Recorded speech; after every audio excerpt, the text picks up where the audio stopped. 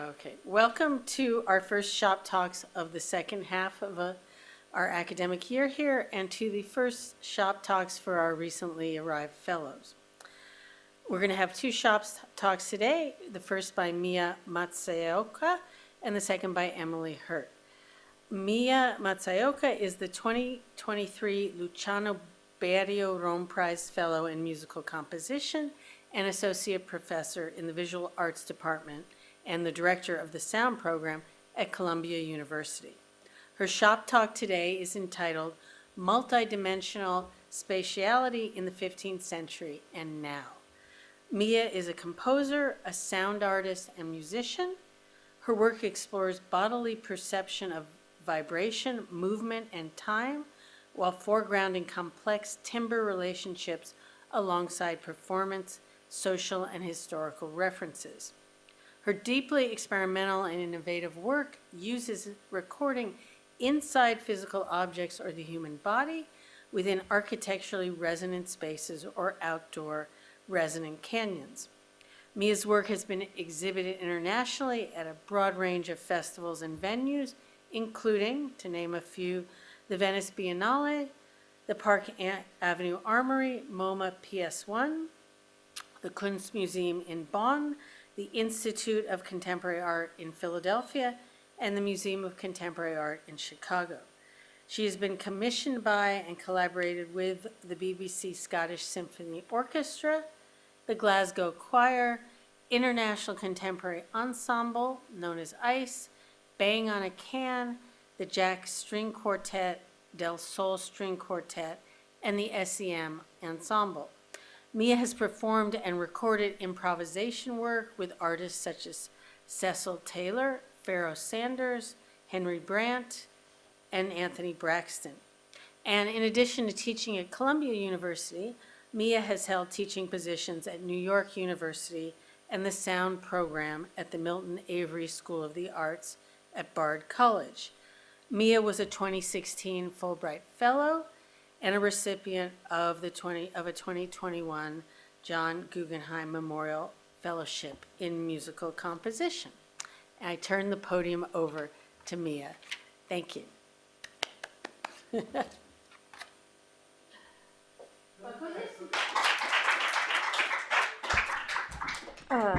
I forgot that the last time I did this, I wanted to move this over because the podium is a bit, okay. So I'm going to go like this. Alexa, do you want to use the mic? You have it? Okay, great. Just checking because usually I have it here. So. No, but I need it down here. Grazie. Preferisco, grazie. Okay, so I am going to start here, and if it's okay, I guess I will do the play. And one thing that's been really interesting for me here in Rome, and first of all, I want to thank, it's such a privilege and honor to be here with so many esteemed colleagues, and it's really a life-changing experience. So it's, I'm filled with so much gratitude to have the privilege of being here with all of you. So thank you all so much.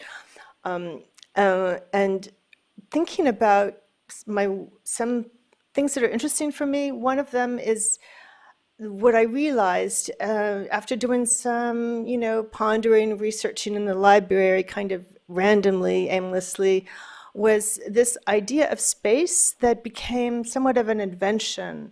I realized our ideas of contemporary space is not something that just evolved on its own, but was actually these very specific steps by certain kinds of thinking that took place.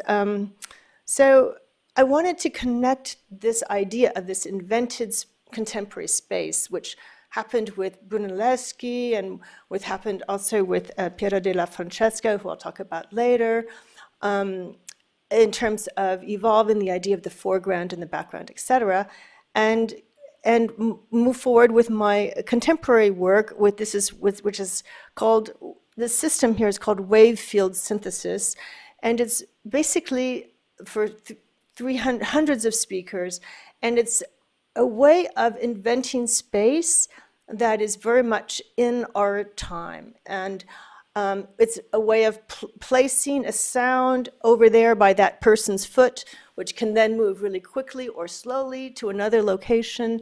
And this idea of movement and temporality seems to be the kinds of elements that we're working with. So for me, I think of time particularly as an element of materiality, which has its own character and its own weight. And like a painter uses paints, and composers, sound artists use time as a way of really shaping the work. So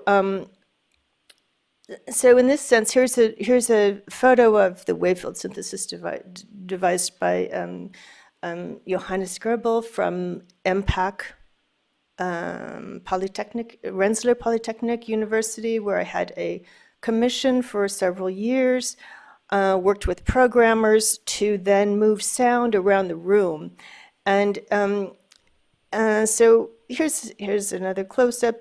This is a video of a composition that I did with Joy Guidry, who was shown earlier, who I think there's a photo of Joy. Actually, I'll play the video. But in this video, it's actually playing now, and you can see the movement of the sound channels. And so within this space, I composed the piece by using this abstraction of a grid and how and fast and where the sounds are moving. So you can see them, I have them in the back, at different times they're moving at different speeds. This particular piece starts out fairly slowly, so they're moving slowly. But you get the idea of this kind of wall, floor, dimensionality of sound, both horizontally. This is a one-plane figure. I'm going to stop. This is, for example, an example of one of the graphic scores that I use to try to visualize or auralize the sound before creating a score, and thinking about how sound will move on different planes, horizontally, vertically, etc. This is Joy Guidry, fantastic virtuoso, bassoonist, who we worked together to, and I recorded all of the sounds on bassoon and then placed them within this three-dimensional space. And it was, you know, it was interesting to kind of have the bassoon exploded into this fully realized, very immersive space. And the bassoon is a very expressive kind of instrument, exploiting all the spectrum of acoustic sound. Here's an example of how I think about sound sometimes in a visual context as well as an oral context. This is a piece for 108 singers that I did a number of years ago, but it shows graphically the movement of sound, which you can imagine by seeing visually the score, and so that's not always the case when looking at musical scores. But this idea of imagining a sound and imagining a space became more important for me as the months went on here in Rome. There's another page of the same piece. Sorry, moving quite quickly. I usually do 2-hour talks, so this is very challenging for me to do a 30-minute talk. I want to show a quick video of an example of a certain phenomenon of sound moving in space in speakers. And basically, there's 12 speakers, and this is a piece for 12 hours long. There's another version for 12 weeks and another version for 12 years. And the version for 12 years was not realized, but the shorter versions were realized. And it demonstrates what is known as arpeggio in music, which is, and they're microtonally tuned. So I'll just play it. And I look kind of crazy in this video because I did the documentation after like being up for 12 hours trying to do this install. And just asked someone to videotape it for me at the last minute, so I look kind of crazy. Called A Long Way to F Sharp, and there's 12 speakers in the shape of a circle. And each circle has one key from the piano, pitch, which is C, and as we go around the circle, it's sharp, and coming up is D, and the piece starts with all notes of the piano played at one time, simultaneously. They're oscillators, not keys of the piano. And over a 12-hour period, they go up and responding towards F sharp. So there's also, you can slowly hear slow, very slow glacial changes of the ascent towards F sharp. And there's different psychoacoustic effects that take place, such as the Doppler effect, if you were to run quickly around like this.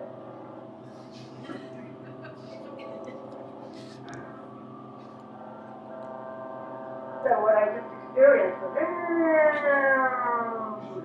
and if I were to go the other way,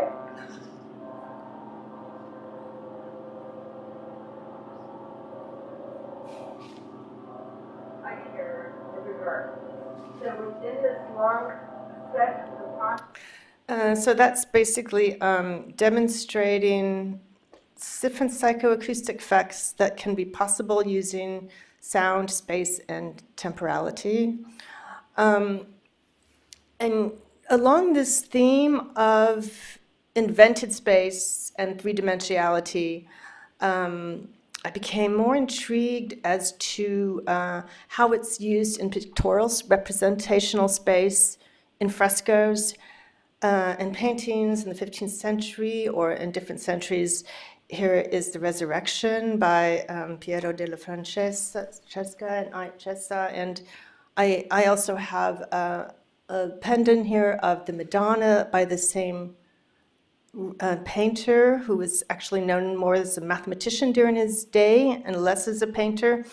Perhaps in that time there was this real integration of mathematics, painting, drawing, perspective, and I became interested in how this idea of three-dimensionality developed from a sound point of view, and what possible parallels could I draw as a composer with the idea of how this invented three-dimensionality was developed. And so this is Piero de Francesca is credited as being one of the first to evolve the foreground and background. And he was 40 years the junior of Leonardo da Vinci. And so some of the dates, they're not quite, they don't really know, but the deep interest in theoretical study of perspective and his contemplative approach to his paintings are apparent in all of his work. In his youth, Piero was trained in mathematics, which most likely was from mercantilism. It was also common for them to be trained in that. These treatises written by Piero on the 5 regular solids and on perspective in painting. The subjects covered in these writings include arithmetic, algebra, geometry, and innovative work in both solid geometry and perspective.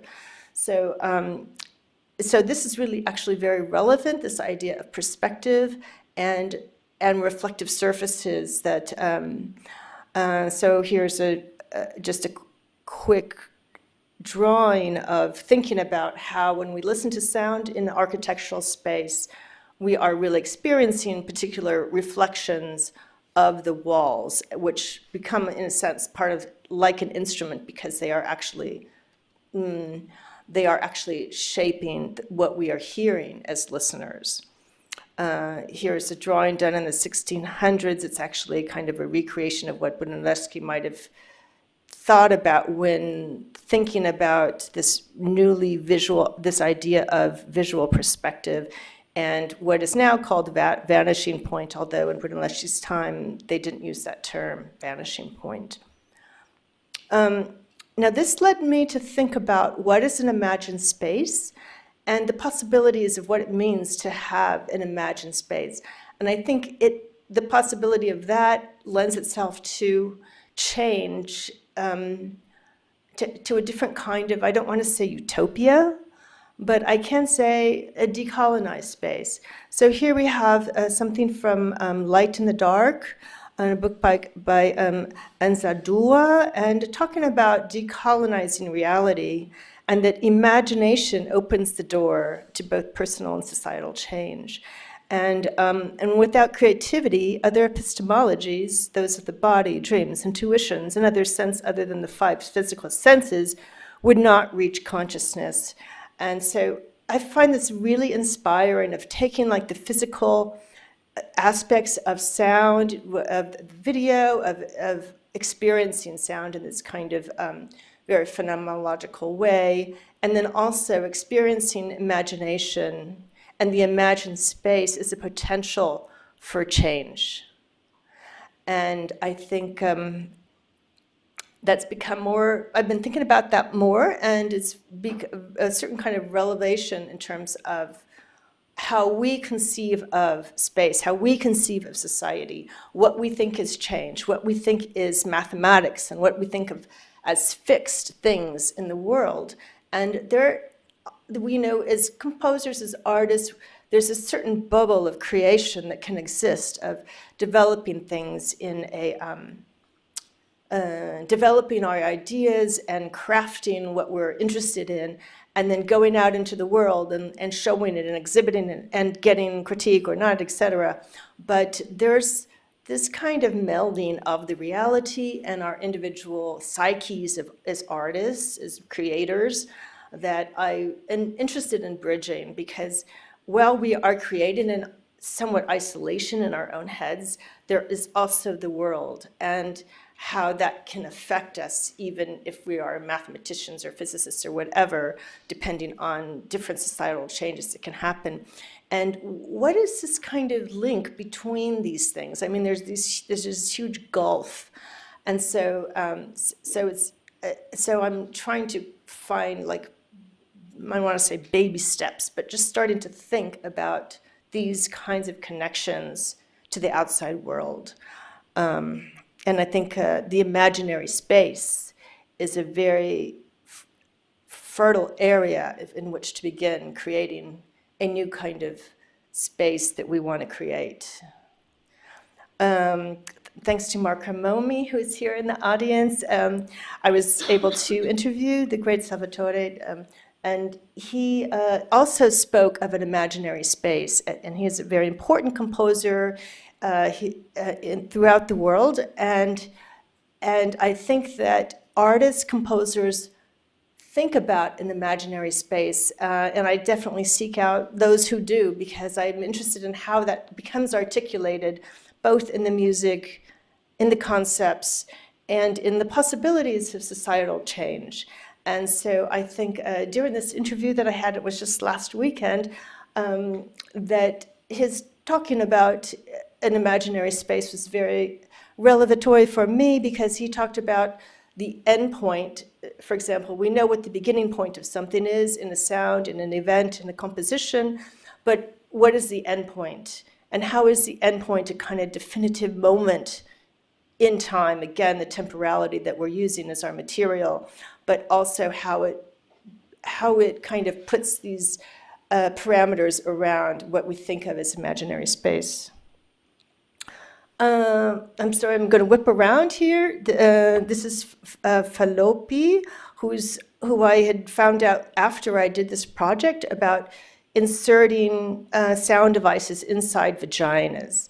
And this was done initially where I was teaching at Bard College, and it was using the sound of the vagina as a way of a sound source to then put into speakers.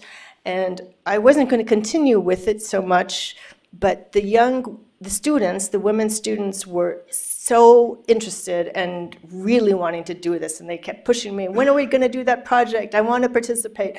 And so it was really through their encouragement that I pursued it. Sorry, these are a bit out of order.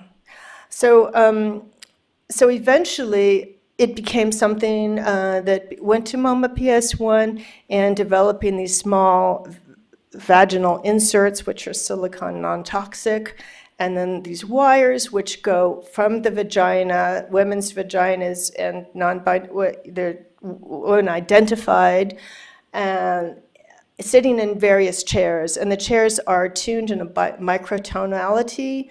And then when they sit on the chairs, there's the mix of the sounding chairs are made out of metal, so they vibrate, the sound of the body as recorded through the vagina and then put into the space.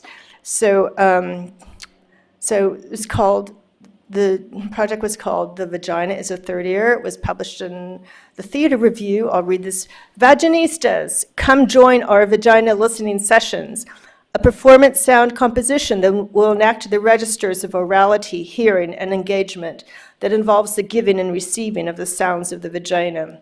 The vagina is a site for potential sensory perception that has not reached its potential, due in part to stigmatization, repression, cultural attitudes, and indoctrination of young girls guided not to touch, think about, or even look at their own vaginas.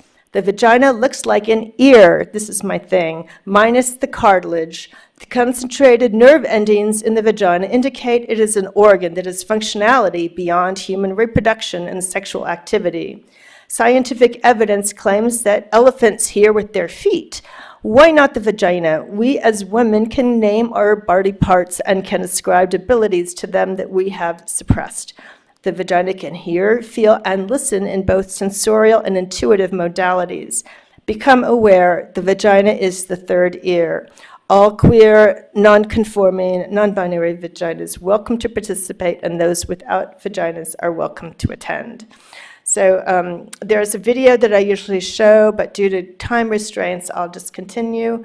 I had a couple requests from people to talk about my plant work. So normally, I'm sorry I'm cramming so much stuff in, but working with the plants, the body, I see these things as kind of as a continuation of the same modalities.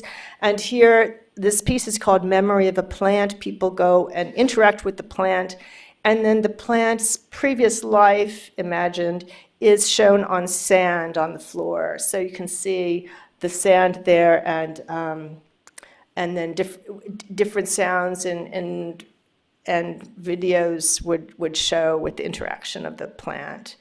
And I've done this for years using EEGs both on the human brain and also with plants, which they send out microvolts, and they actually are very responsive. And I've been doing this work since the 90s when it was criticized for really being too much like trying to make the plant a person, anthropomorphizing the plant, but now the tables have turned, and all of a sudden there's this interest in plants, and there's an interest in the ability of plants to communicate in certain ways with each other. The root systems are as a kind of a brain control area for the plant, and I am now working on ways of getting the sound of roots, the sound of soil, rather than I've worked with plants for a number of decades, and plants are beautiful. They're what's on the outside. They're what's that's shown to the world.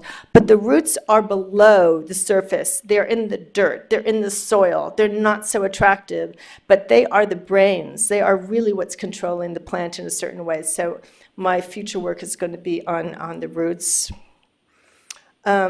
Just quickly, just did a piece at Governor's Island, which is an island in New York City, and it's called Listen Ahead with the Ear Hut. And it's a way of experiencing the world, specifically through sound. And these are called ear doors rather than windows because they privilege sound and listening rather than the visual looking. So people sit on the benches, and there's sound coming out of the ear doors and mixing with the waterfront sounds, this machinery, people walking by, children, dogs barking. But what it's doing actually is taking very mundane acts of listening through the foreground, background, again, this spatiality, and saying, okay, this is what I'm taking in a way of kind of articulating what we are, how articulating and kind of refabricating a regular kind of experience in life. And that's what's really important for me in a lot of my work, is taking the everyday, the mundane, and then reconfiguring it so the listener comes out with a different experience, and hopefully with a different experience of what they thought before. In other words, somewhat of a changed perspective. Another example of this is I work with clay, and I created these clay sounding objects. So there's sound coming out of the shell. I think we think it's the ocean when we're children, but it's actually this filter of the spiral that's filtering the sound, the noise. It's creating a sound which replicates the ocean. And so I hand make these clay objects which replicate a panoramic form, and I bounce off the sound using very large, long microphones, and then creating a sound installation that's from the sound of the shell that's pumped in from the table, and then bounced off these handmade ceramic speakers. We know what a speaker looks like. There's speakers here and here, but for example, this is a handmade acoustic speaker, which also reflects sound. And just as for fun, I'm showing, let's see, what am I showing? Okay, this is the last, how are we doing on time? We have exactly 4 minutes. Okay, wow, okay. Just having fun recording sound in different locations here in Rome. That was at the beach. Since I do have a few minutes, I'm going to go up and talk about this, which is a monochord. This is a Japanese version called Ichigenkin. I had a Fulbright to Japan studying no theater, gagaku music, which I've studied for decades. And I've worked with a master Ichigenkin player also for a very long time. And what I love about the single string of a monochord of the Ichigenkin is that the length of the string, the distance, can be divided by, say, half, and the relationship of the octave, the perfect fifth, and the perfect fourth are very physical. They're laid out in a very physical way when you divide the string by half and then by 2/3, etc. So you get these different harmonics based on the divisions of the string. And this was very important in both Europe and Asia. And here is Guido Arezzo. This is a pupil playing the monochord. And here you can see this string. And the monks taught pupils in the monasteries the theory of the octave, of the perfect fifth, of the perfect fourth, these kinds of these principles of the spectrum, of the harmonic spectrum. And so these exist in many cultures, and it's something that I've gone from playing this koto, I still play it actually, which has got 13 strings, 17 strings, 21 strings, 25 strings, to playing a single string. And there's some kind of simplicity and beauty and abstraction of one string, and playing an instrument that's one string. Here I am playing a one string outside of Rome, actually, and it's a kind of a contemplative act of listening to sounds in a different way through your body, and then being able to somehow refine that path towards sound for others. And I find that that process is really very deep and moving for me. Here's a video. I don't know if it's working, the sound. This is with electronics.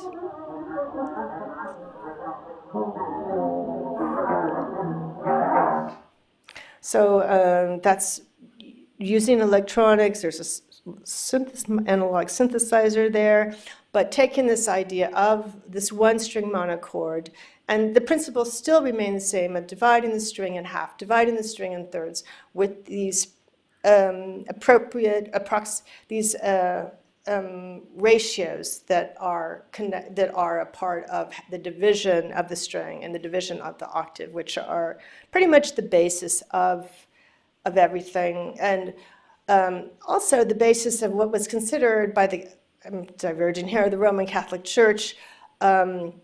I have a photo of where my studio is, Casa Rustica, and it was where Galileo Galilei showed his telescope, but got persecuted by the Catholic Church because it refuted the current ideology that the sun is not the center, the earth is the center. And just really quickly, Galileo's father was a composer and translated Greek scores, and was also persecuted by the church for challenging this idea of the harmony of the universe, so-called, and this idea of what revolves around what.